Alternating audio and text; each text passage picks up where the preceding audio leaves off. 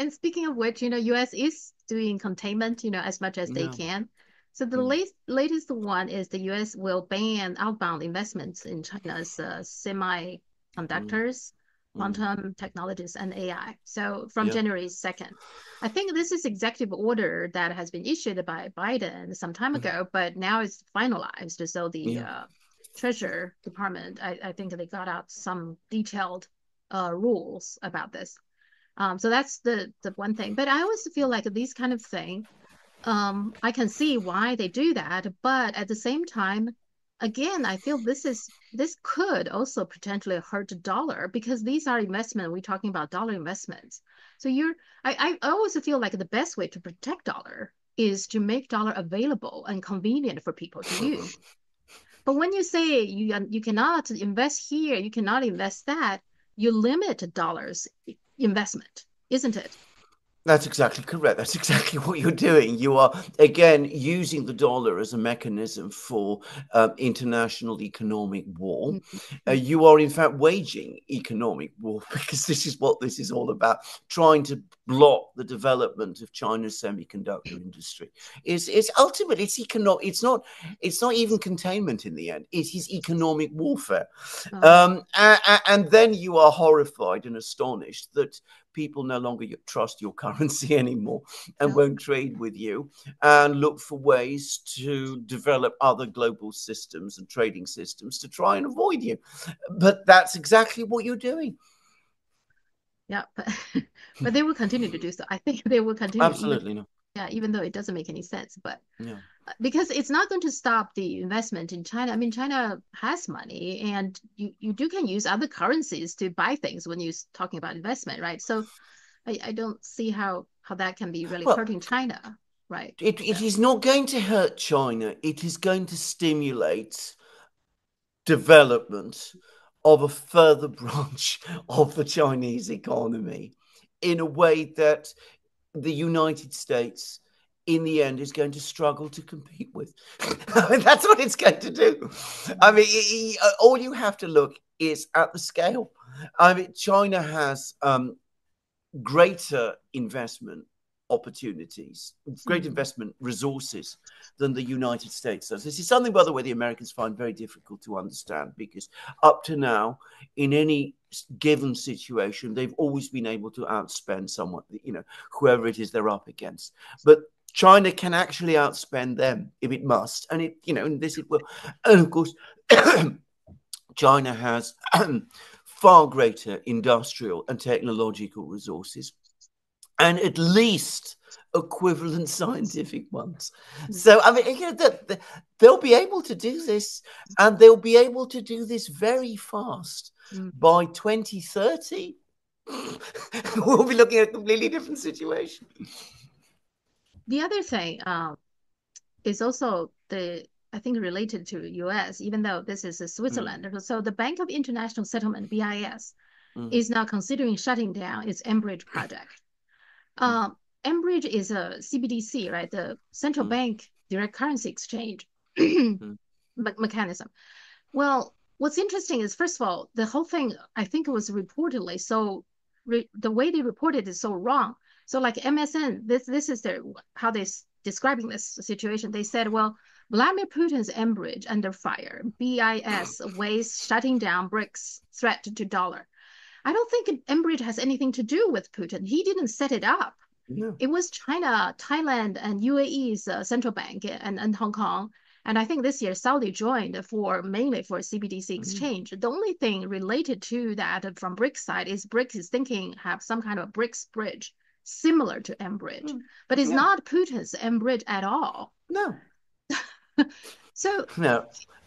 here's my question. Now, Bank of International Settlements, BIS, is a bank for central banks around the Yeah. world. So it's a very, Mm. very important bank, and it's part of the Switzerland, banking industry.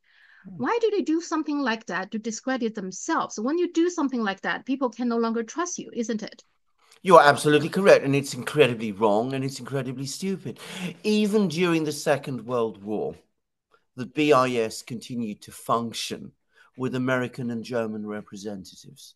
So, I mean, the German and American central banks and the British central bank were all working in BIS during the Second World War, because that was what the BIS saw its role as being in those days. It was completely neutral. It functioned in Switzerland. Its responsibility was to the global financial system. It was not going to work on behalf of one side or another.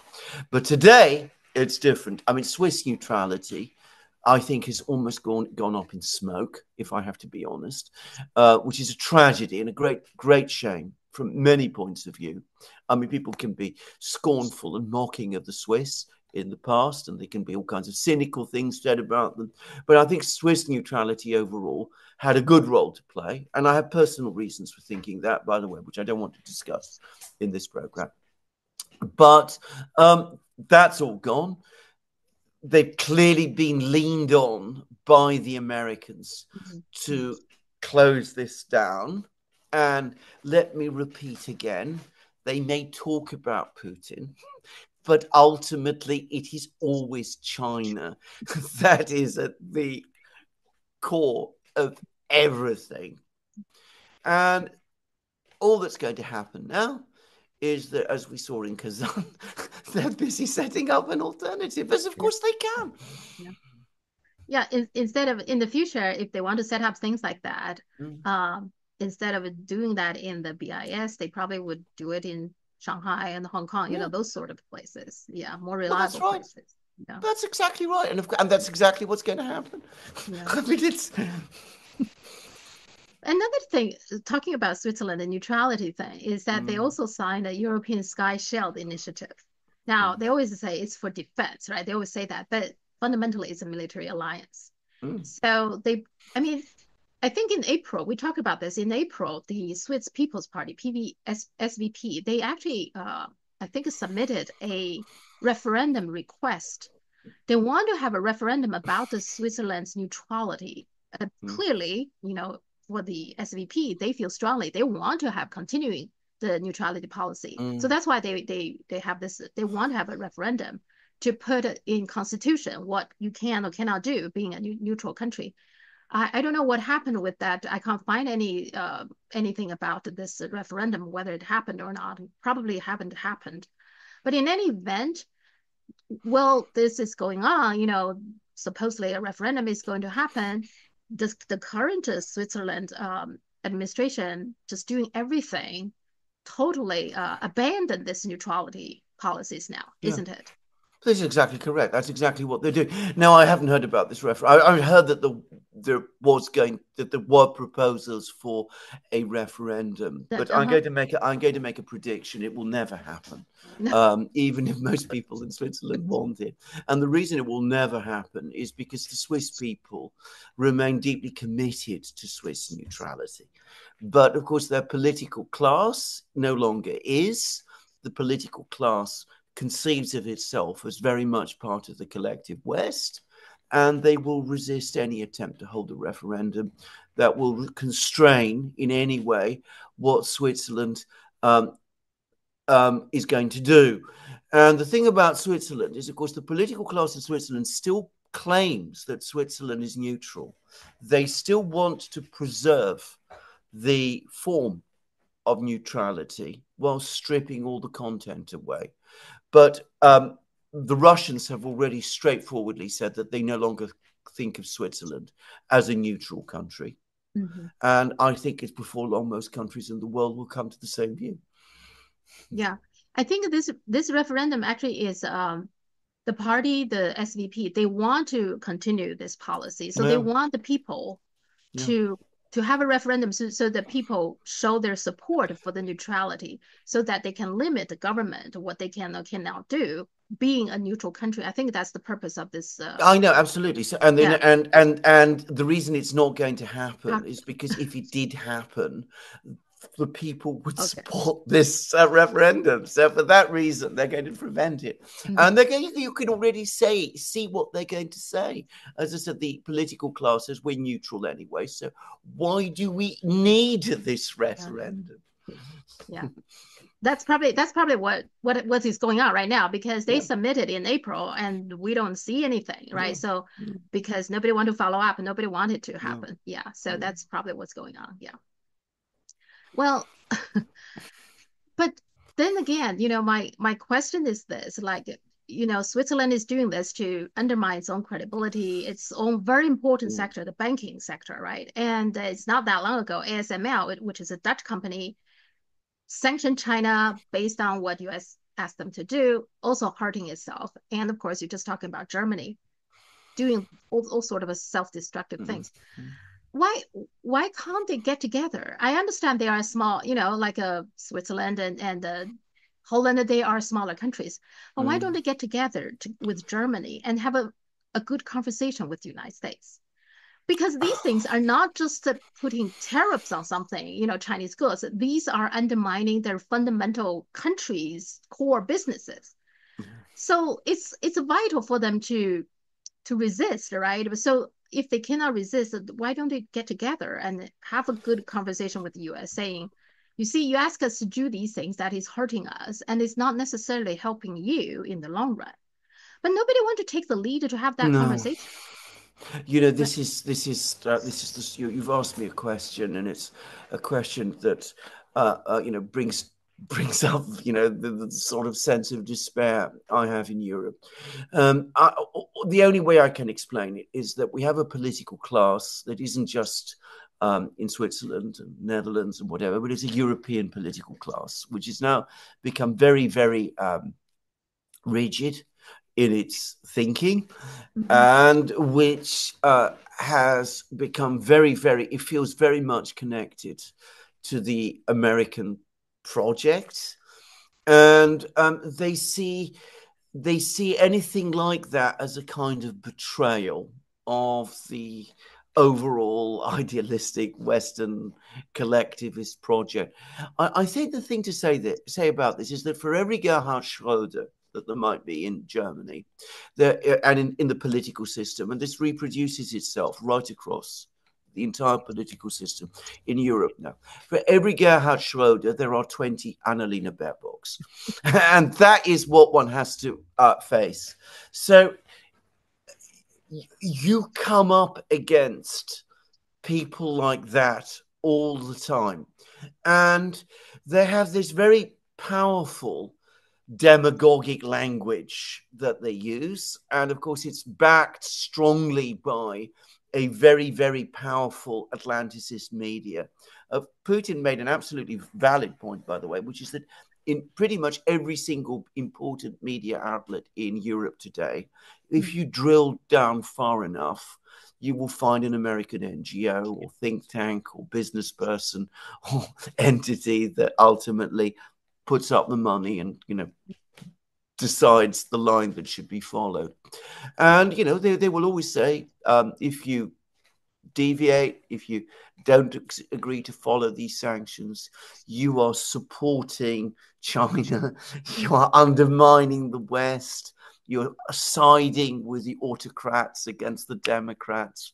All this, all these all this stupid narrative that has Mm. been imposed on us, but which some of these people do believe in. I think that's the other thing to say. I mean, for them, it's they see it as somehow immoral to actually conduct trade and business in that kind of way. Again, I'm more familiar with the Russian side, but Russian officials have said, and I've heard this. They said in private discussions that one of the major problems they have talking to European officials now is that whenever they do, it's quite obvious that the European officials hate them. I mean, when you are faced with that, what can you do? Yeah. Yeah, they hate Russia and they are not comfortable with China. Yeah, You see, that's China, the I yeah, exactly. yeah. Yeah, So that when you have that kind of emotional, yeah, people are very emotional, right? That there are lots of yeah, the people are not very logical, not mm, analytical. They're very emotional. Yeah. yeah. So um here is here talking about media. So Reuters has this article about what's going to happen with the North Korea troops. Okay, I find it fascinating. Here's what it says. It says, no new limits on Ukraine's use of U.S. weapons if North Korea enters fight, Pentagon says. Yeah. So it took me a while to try to figure out what it's trying to say. What it's actually trying to say is, even though North Korea join the fight, we are still going to hold whatever the limit we have for our weapons, what you can or cannot do. That's actually what it is trying to say, isn't it? Which Yes. actually is not what Ukraine Yes. want to hear. Is Yes. that what it Yes. is? You're absolutely correct. I mean, this is exactly an example of the way in which language is being abused in the West, because in fact, I mean, the key word that's inserted in that sentence is new. You're the Yeah, only person, yeah. by the way, that has really noticed this that I'm aware of. But the point is that what they're basically saying is that the presence of the North Koreans is going to change anything Mm-hmm. in the way in which the Western acts. They're not going to introduce restrictions above those restrictions which exist already. Yeah. Which I thought that Ukraine would say, "Oh, you see, the North Korean are coming in. Now we Yeah, can use your weapon for this and that." But the Pentagon yeah, essentially saying no, right? That's what this exactly, is about. But when you read it, exactly. it took me a while to figure out what it's Yeah, trying to yeah, say. yes, I yes. find it very interesting.